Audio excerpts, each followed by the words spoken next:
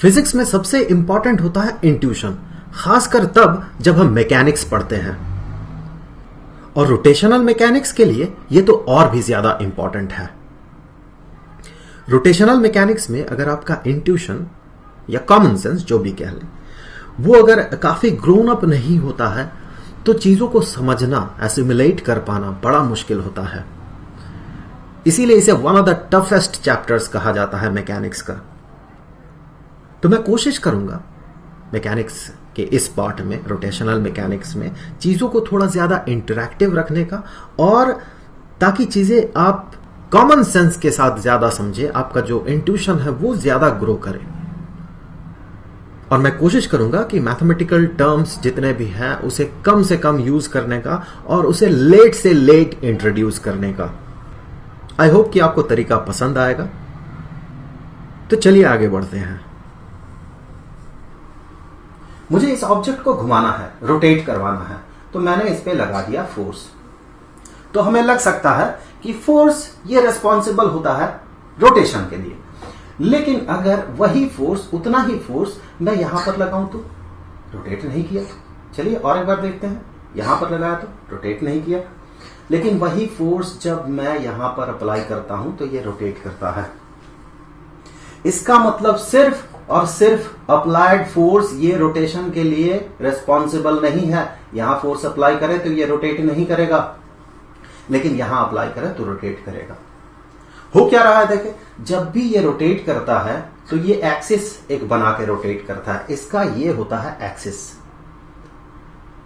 Axis कैसे होता है? जिस पॉइंट पे ये रोटेट कर रहा है, देखिए सारे पॉइंट्स यहां रोटेट कर रहे हैं, ये इसका ट्रांसलेशनल मोशन हो रहा है। यहां जो पॉइंट है ये आगे बढ़ रहा है, यहां इस तरह से घूम रहा है, लेकिन बीच में जो एक पॉइंट है उसका कोई ट्रांसलेशनल मोशन नहीं हो रहा, वो सिर्फ रोटेट कर रहा है। बीच वाला पॉइंट, बिल्कुल बीच वाला पॉइंट। तो उस पॉइंट के थ्रू एक लाइन पास करे, ऐसे लाइन पास करे ताकि ये जिस प्लेन में रोटेट कर रहा है, इस प्लेन में ये रोटेट कर रहा है, उस प्लेन पे वो परपेंडिकुलर हो, तो वो बन जाता है इसका एक्सिस। अब देखिए, अगर हम कोई फोर्स यहां अप्लाई करते हैं जो कि बिल्कुल एक्सिस होते हुए पार होता है, मैं इस तरह से फोर्स अप्लाई करूंगा तो यहां ये जो एक्सिस है, एक्सिस होते हुए फोर्स पार होगा, तो इसमें कोई रोटेशनल इफेक्ट नहीं होता है। लेकिन अगर मैं कोई फोर्स ऐसे अप्लाई करता हूं, ये है एक्सिस, और मैं फोर्स अप्लाई कर रहा हूं इस तरह से, ऐसा कि ये एक्सिस के थ्रू पार नहीं हो रहा है। यहां पर देखिए फोर्स और एक्सिस, इन दोनों के बीच एक डिस्टेंस है, उस केस में ये रोटेशनल इफेक्ट दिखाता है। और सिंपल शब्दों में अगर कहें तो ये जो फोर्स है उसका मैग्नीट्यूड इनटू ये जो डिस्टेंस है, परपेंडिकुलर डिस्टेंस, एक्सिस और इस अप्लाइड फोर्स के बीच ये जो डिस्टेंस है, इन दोनों का जो प्रोडक्ट है, इसे हम एक नाम देते हैं, वो है टॉर्क। सो इस केस में अगर टॉर्क को देखें जो कि एक्सिस होते हुए फोर्स पार हुआ है, तो इसमें टॉर्क जीरो होगा, क्योंकि फोर्स और एक्सिस इन दोनों के बीच कोई भी डिस्टेंस नहीं है, परपेंडिकुलर डिस्टेंस नहीं है, जीरो है परपेंडिकुलर डिस्टेंस। लेकिन इस केस में एक परपेंडिकुलर डिस्टेंस बन रहा है। सो इस केस में टॉर्क जीरो हो गया है, बल्कि इस केस में टॉर्क एग्जिस्ट कर रहा है। लेकिन दोनों ही केस में अप्लाइड फोर्स का मैग्नीट्यूड जो था वो सेम था। इसका मतलब कि फोर्स रेस्पॉन्सिबल नहीं है रोटेशन के लिए, बल्कि टॉर्क रेस्पॉन्सिबल है रोटेशन के लिए। अब अगर ज्यादा डेप्थ में आप टॉर्क को जानना चाहते हैं तो मैं आपको बता दूं कि ये दो वेक्टर्स का, किसी दो वेक्टर्स का क्रॉस प्रोडक्ट होता है, जो कि इस वीडियो के अंत में मैं आपको एक्सप्लेन करूंगा। फिलहाल तो मैं, जैसे कि आपको मैंने बताया, ये टॉर्क सिंपल शब्दों में अगर कहें, ये होता है फोर्स और एक्सिस के साथ उस फोर्स का परपेंडिकुलर जो डिस्टेंस है, इन दोनों का प्रोडक्ट। टॉर्क ये एक वेक्टर क्वांटिटी है और इसमें एक सर्टेन डायरेक्शन होता है। कैसा होता है चलिए देख लेते हैं, और ये वेक्टर क्यों है इसका भी एक्सप्लेनेशन आपको मिलेगा। फिलहाल तो सबसे पहले ये देख लेते हैं कि ये जो वेक्टर क्वांटिटी है टॉर्क, इसका डायरेक्शन कैसा होता है। तो यहां पर टॉर्क का डायरेक्शन अगर हमें पता लगाना है तो क्या करना है, इस फोर्स का जो रोटेशनल इफेक्ट है उसका डायरेक्शन क्या है, इस तरह का है। इन डेप्थ हम बाद में बात करेंगे। जब इसे वेक्टर क्वांटिटी की तरह, दो वेक्टर्स के क्रॉस प्रोडक्ट की तरह हम ट्रीट करेंगे तब। फिलहाल तो देखिए जो फोर्स अप्लाई हो रहा है उसका जो रोटेशनल इफेक्ट है वो इस तरह का है। तो अगर मैं राइट हैंड रूल यूज करूं, वेक्टर राइट हैंड रूल, तो ये रोटेशन के डायरेक्शन को दिखाएगा। तो मेरा थंब, ये राइट हैंड है मेरा, तो मेरा थंब जो डायरेक्शन मुझे रिप्रेजेंट करेगा वही डायरेक्शन होगा टॉर्क का। ऐसा क्यों होगा? हम ऐसा क्यों नहीं करते हैं कि जो फोर्स का डायरेक्शन है वही टॉर्क का डायरेक्शन मान लेते हैं, उसमें क्या फर्क पड़ता है? लेकिन फर्क पड़ेगा, थोड़ी देर में आपको समझ में आ जाएगा कि फर्क पड़ेगा। जो डायरेक्शन होगा इस केस में ये इस डायरेक्शन में होगा। वही अगर मैं इस तरह का फोर्स अप्लाई करता हूं तो टॉर्क का जो डायरेक्शन होगा, देखिए रोटेशन ऐसे हो रहा है, सो हमें राइट हैंड को कुछ ऐसे रखना है ताकि ये मुड़ी हुई उंगलियां उस रोटेशन के डायरेक्शन को दिखाएं। अब टॉर्क इस सरफेस से नीचे की तरफ होगा और टॉर्क का डायरेक्शन हमेशा ये ध्यान रखें कि अप्लाइड फोर्स का जो रोटेशनल इफेक्ट होगा जिस डायरेक्शन में, या फिर उसका रोटेशनल इफेक्ट जिस प्लेन में होगा उस प्लेन पे परपेंडिकुलर होगा। तो इस केस में या तो ऐसे होगा या फिर नीचे की तरफ होगा। इन सारे चीजों को समझने के लिए कुछ एक्सपेरिमेंट किया जाए। जैसे कि अगर मान ले मैं इस पे एक फोर्स लगा रहा हूं तो इस पे एक्सेलरेशन क्रिएट हो रहा। अब मैं अगर ऐसे फोर्स लगाता हूं तो एक्सेलरेशन तो क्रिएट नहीं हो रहा। बड़ा सिंपल जवाब है कि मान ले मैंने यहां पर 1 यूनिट का फोर्स अप्लाई किया था, उसके कारण यहां पर क्रिएट हुआ था एक्सेलरेशन। यहां मैं फिर से 1 यूनिट का फोर्स लगा रहा हूं, लेकिन दोनों का डायरेक्शन अपोजिट है तो एक दूसरे को यह कैंसिल कर रहा है। सो नेट फोर्स 0 तो नेट एक्सेलरेशन 0। इसमें कोई बड़ी बात है नहीं, आपको पता है ये। उसी तरह से अगर मैं इस पे टॉर्क अप्लाई करता हूं कुछ ऐसे, मैं इस पे टॉर्क अप्लाई कर रहा हूं, मैंने किया टॉर्क अप्लाई। सो मैंने जो फोर्स अप्लाई किया यहां जो मैंने फोर्स अप्लाई किया उसमें रोटेशनल इफेक्ट था, दैट मीन एक टॉर्क क्रिएट हो रहा था यहां। उसी तरह से अगर मैं एक और फोर्स अप्लाई करता यहां तो इसमें भी रोटेशनल इफेक्ट है, सो यहां भी टॉर्क क्रिएट हो रहा। तो अगर मैं दोनों को एक साथ अप्लाई करूं, यहां भी टॉर्क अप्लाई कर रहा हूं मैं और यहां भी टॉर्क अप्लाई कर रहा हूं मैं, दोनों को अगर एक साथ अप्लाई करूं, सेम अमाउंट ऑफ फोर्स अगर एक ही डायरेक्शन में हो रहा तो क्या घूमा? नहीं घूमा। अगर मान ले हम टॉर्क को ऐसा कंसीडर करते कि जो फोर्स का डायरेक्शन है वही टॉर्क का डायरेक्शन होगा, सिंपल रखते हुए चीजों को, पर हम ऐसा नहीं करते हैं। अगर हम ऐसा करते तो इसका फिजिकल सिग्निफिकेंस क्या होता? देखे, मैंने यहां टॉर्क अप्लाई किया, जिस टॉर्क का डायरेक्शन, चीजों को सिंपल रखने के लिए अगर हम ऐसा करते कि टॉर्क का डायरेक्शन ये होता फिर फोर्स के डायरेक्शन में, और अगर मैं यहां फोर्स अप्लाई करता तो भी टॉर्क का डायरेक्शन यहां इस डायरेक्शन में, तो दोनों टॉर्क एक साथ जुड़ जाता और एक बड़ा टॉर्क क्रिएट करता। लेकिन हमें पता है कि टॉर्क क्रिएट होगा या फिर टॉर्क रहेगा तो फिर रोटेशनल इफेक्ट दिखेगा। तो दो टॉर्क मिलके क्यों नहीं दिखाया रोटेशनल इफेक्ट? यहीं पर वो कॉन्सेप्ट छुपा हुआ है कि टॉर्क का डायरेक्शन हम ऐसा क्यों मानते हैं। फर्स्ट केस में इस वाले टॉर्क में जो भी टॉर्क बना उसका मैग्नीट्यूड, और इस वाले केस में टॉर्क का मैग्नीट्यूड एग्जैक्टली सेम होगा अगर ये डिस्टेंस और ये फोर्स जो है, जो भी फोर्स है और उसका परपेंडिकुलर डिस्टेंस जो है बिल्कुल सेम रहे। और वही हम कर रहे हैं, बिल्कुल सेम है, फोर्स भी सेम है, परपेंडिकुलर डिस्टेंस एक्सिस के साथ वो भी सेम है। तो टॉर्क का मैग्नीट्यूड दोनों ही केस में सेम है और नॉन जीरो है। लेकिन चूंकि टॉर्क का डायरेक्शन हम ऐसा मानते हैं कि यहां अगर अप्लाई करें तो घूम इस तरफ रहा है तो इसका डायरेक्शन ये, और अगर हम उसी टॉर्क को या फिर कहें उतना ही मैग्नीट्यूड का टॉर्क यहां अप्लाई करें तो चूंकि इस डायरेक्शन में घूम रहा है तो उसका डायरेक्शन ये, तो दो अपोजिट डायरेक्शन, एक ये और दूसरा ये, सेम मैग्नीट्यूड मिलके कैंसिल हो गया और ये जीरो हो गया। इसीलिए टॉर्क का डायरेक्शन ऐसा माना जाता है और उसी के फिजिकल सिग्निफिकेंस के कारण हम कह सकते हैं कि फिजिक्स के हिसाब से हम ये एक्सप्लेन कर सकते हैं कि इस केस में दो टॉर्क्स मिलके जीरो टॉर्क कैसे दिया, नेट टॉर्क जीरो कैसे दिया। अब कुछ बिल्कुल बेसिक चीजें, इसके लिए अब मैं ये पेन यूज करूंगा, थोड़ा आसान होगा समझना। अगर मैं इस पे फोर्स अप्लाई करूंगा तो ये ट्रांसलेशनल मोशन हमें दिखाएगा, आगे की तरफ मूव कर रहा है, ये ट्रांसलेशनल मोशन होगा। नेट फोर्स एग्जिस्ट कर रहा है तो ट्रांसलेशनल मोशन होगा, बिल्कुल हमें पता है ये। Force is equal to mass into acceleration, तो इसमें एक्सेलरेशन क्रिएट होगा। जब तक हम फोर्स अप्लाई करेंगे। यहां पर हम दो फोर्सेस अप्लाई कर रहे हैं, एक दूसरे को ये कैंसिल कर रहा है। नेट फोर्स 0, नो एक्सेलरेशन, ये बॉडी अब भी रुका हुआ है। जो भी स्टेट था इसका, जितना भी स्पीड था उतना ही रह जाएगा, या फिर मुझे कहना चाहिए जो भी वेलोसिटी था वही रह जाएगा।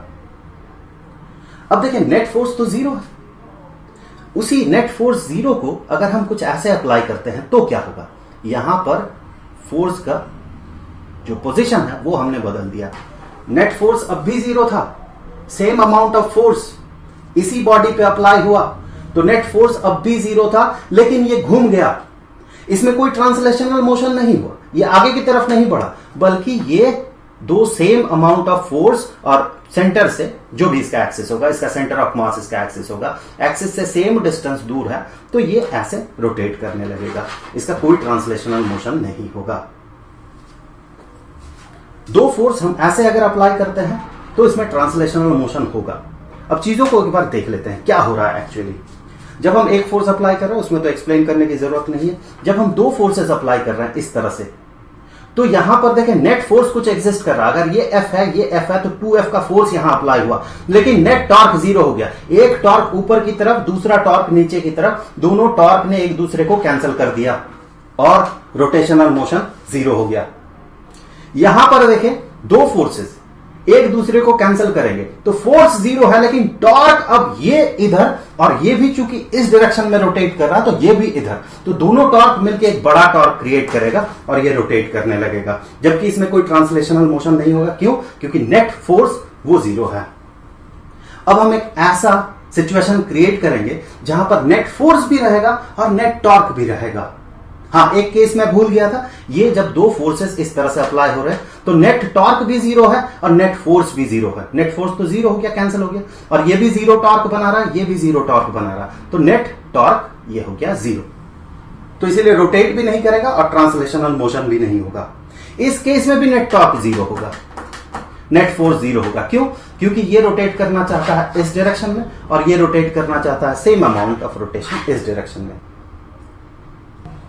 अब एक स्पेशल केस हम यहां पर सिचुएशन क्रिएट करेंगे जहां पर कि नेट फोर्स भी होगा, नेट टॉर्क भी होगा। यहां पर हम एक छोटा सा फोर्स अप्लाई करेंगे, यहां पर काफी बड़ा फोर्स अप्लाई करेंगे, तो नेट फोर्स इस डायरेक्शन में होगा और ये भी टॉर्क ऊपर की तरफ बना रहा है इस डायरेक्शन में और ये भी टॉर्क इस डायरेक्शन में बनाएगा, तो दोनों का टॉर्क एक दूसरे के साथ जुड़ जाएगा, कुछ ऐसे। अब देखिए ये रोटेट भी किया, आगे भी बढ़ गया, तो नेट फोर्स भी है, नेट टॉर्क भी है, दोनों को मिला दे तो रोटेशन भी दिखेगा और ट्रांसलेशनल मोशन भी दिखेगा। अब चलिए देख लेते हैं कि टॉर्क को हम दो वेक्टर्स के क्रॉस प्रोडक्ट के तौर पे कैसे रिप्रेजेंट करते हैं।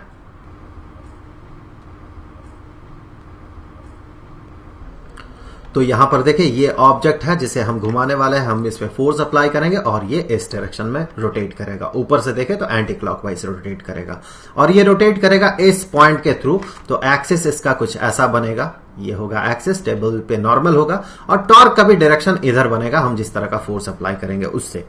अब क्या करते हैं, फोर्स अप्लाई करते हैं, तो फोर्स इस पॉइंट के थ्रू अप्लाई हो रहा और हमने फोर्स को मान ले इस डायरेक्शन में अप्लाई किया, सो ये हो गया फोर्स। अब क्या करना है, इस पॉइंट का डिस्प्लेसमेंट, जिस पॉइंट पे फोर्स अप्लाई हो रहा है उस पॉइंट का डिस्प्लेसमेंट हमें पता करना है, डिस्प्लेसमेंट वेक्टर हमें ड्रॉ करना है। कहां से डिस्प्लेसमेंट वेक्टर? वो होगा जिस पॉइंट के थ्रू ये रोटेट कर रहा है, यहां पर ये जो पॉइंट है यहां से इसे मिलाते हुए ड्रॉ करेंगे हम एक डिस्प्लेसमेंट वेक्टर R। सो ये हो गया डिस्प्लेसमेंट वेक्टर। किसका डिस्प्लेसमेंट?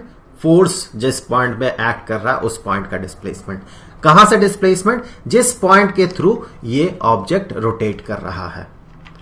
अब टॉर्क जो बनता है, टॉर्क एज वेक्टर अगर हम इसकी बात करें, सो टॉर्क होता है ये डिस्प्लेसमेंट वेक्टर R और ये फोर्स वेक्टर क्वांटिटी जो है फोर्स, इन दोनों का क्रॉस प्रोडक्ट। तो आप यहां से टॉर्क का डायरेक्शन पता कर सकते हैं। कैसे पता करेंगे? तो उसके लिए इसे कर लेते हैं कॉपी, इस फोर्स को, और इसे हम पैरेलली शिफ्ट करते हैं और शिफ्ट करके यहां पर प्लेस कर देते हैं। तो अब जो हमें यहां पर मिलेगा, दो वेक्टर्स है जिनका क्रॉस प्रोडक्ट हमें पता करना है। तो एक वेक्टर ये वेक्टर R और ये दूसरा वेक्टर जो है वेक्टर F, इन दोनों का क्रॉस प्रोडक्ट। हम कैसे पता करते हैं? तो यहां पर ये जो एंगल है, ये एंगल मान ले ये थीटा है, ये एंगल थीटा है। दो एंगल बनेंगे इसके बीच, इन दोनों वेक्टर्स के बीच। एक तो ये एंगल होगा बड़ा वाला एंगल और एक छोटा वाला एंगल होगा। तो हमें करना कुछ ऐसा होता है, राइट हैंड को इस तरह से प्लेस करना होता है। हम सिर्फ डायरेक्शन पता कर रहे हैं। राइट हैंड को इस तरह से प्लेस करना होता है ताकि मुड़ी हुई उंगलियां पहले वेक्टर से दूसरे वेक्टर की तरफ पॉइंट करें। तो आपका जो थंब है वो जो डायरेक्शन इंडिकेट करेगा वही होगा इस क्रॉस प्रोडक्ट का direction. That mean R cross F के लिए हमें वो करना है, राइट हैंड को इस तरह से प्लेस करना है कि मुड़ी हुई उंगलियां इस डायरेक्शन में शो करे। तो थंब जो डायरेक्शन अप्लाई करेगा या इंडिकेट करेगा वो होगा आर क्रॉस एफ का डायरेक्शन। अगर एफ क्रॉस आर होता तो मुड़ी हुई उंगलियां कुछ इस तरह से होता, इस डायरेक्शन में, तो फिर डायरेक्शन नीचे की तरफ हो जाता टेबल से। इस केस में आर क्रॉस एफ में ये वाला डायरेक्शन होगा। फिर तो ये हो गया टॉर्क का डायरेक्शन। अब जो है तो यहां पर लिख देते हैं, ये हो गया टॉर्क का डायरेक्शन। तो ये टॉर्क इस डायरेक्शन में बनेगा, एक्सिस पे ही बनेगा। अब इसका जो मैग्नीट्यूड है उसे लिख लेते हैं। सो टॉर्क का मैग्नीट्यूड, सिर्फ टाउ लिखते हैं, टॉर्क का मैग्नीट्यूड इज इक्वल टू, जैसे कि हमें पता है दो वेक्टर्स का क्रॉस प्रोडक्ट अगर हो तो ये होगा पहले वेक्टर का मैग्नीट्यूड इनटू दूसरे वेक्टर का मैग्नीट्यूड इनटू साइन ऑफ इन दोनों के बीच का जो एंगल है। ये एंगल थीटा है हमने माना, सो यहां पर भी लिख देते हैं ये जो एंगल है ये है theta. So sine of theta. तो ये हो गया इसका मैग्नीट्यूड, टॉर्क का मैग्नीट्यूड। डायरेक्शन भी हमने पता लगा लिया, ये होगा डायरेक्शन। अब देखिए इससे पहले जो हमने बात किया था वो क्या था कि टॉर्क जब हम पता करते हैं हम क्या करते हैं, जो फोर्स एक्ट कर रहा है उसका परपेंडिकुलर डिस्टेंस कहां से, इस पॉइंट से। तो वो परपेंडिकुलर डिस्टेंस तो ये नहीं है, आर नहीं है, वो क्या है? यहां से देखिए अगर हम इसे प्रोसीड करते हैं आगे, इसी एफ को अगर हम ऐसे आगे प्रोसीड करते हैं तो परपेंडिकुलर डिस्टेंस कौन होगा? परपेंडिकुलर डिस्टेंस होगा यहां से ये वाला डिस्टेंस हो गया परपेंडिकुलर डिस्टेंस।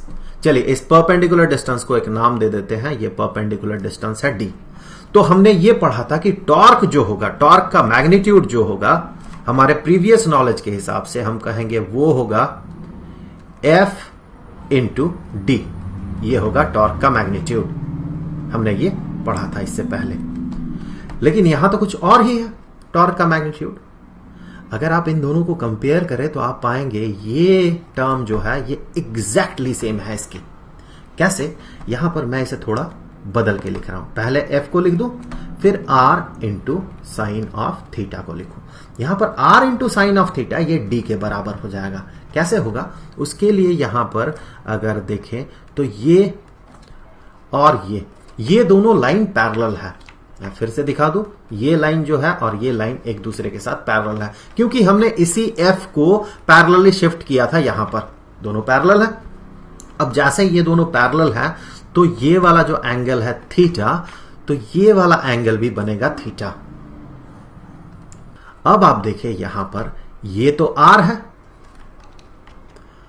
अगर साइन ऑफ थीटा का वैल्यू यहां से पता करें इस ट्रायंगल में, ये वाला जो ट्रायंगल है इस ट्रायंगल में अगर साइन ऑफ थीटा का वैल्यू पता करें तो आप क्या पाएंगे? So sine of theta is equal to, जैसे कि हमें पता है, परपेंडिकुलर डिवाइडेड बाय हाइपोटेन्यूज। तो परपेंडिकुलर कौन होगा? इस एंगल का, जिस एंगल का साइन वैल्यू हम पता कर रहे हैं उस एंगल के ऑपोजिट साइड में जो भी साइड होगा, तो ये हो गया परपेंडिकुलर। हाइपोटेन्यूज, यहां पर राइट एंगल बन रहा है, ये राइट एंगल है, तो ऑब्वियस सी बात है हाइपोटेन्यूज ये होगा। So the perpendicular divided by hypotenuse, hypotenuse का लेंथ आर है। तो हम यहां से कह सकते हैं कि R into sine of theta, ये आर इस साइड में जाएगा, मल्टीप्लाइड हो जाएगा साइन ऑफ थीटा के साथ, इज इक्वल टू डी। तो यहां से हम लिख सकते हैं कि एफ इंटू डी ये बराबर होगा इसके, जो कि हमने इससे पहले पढ़ा भी था।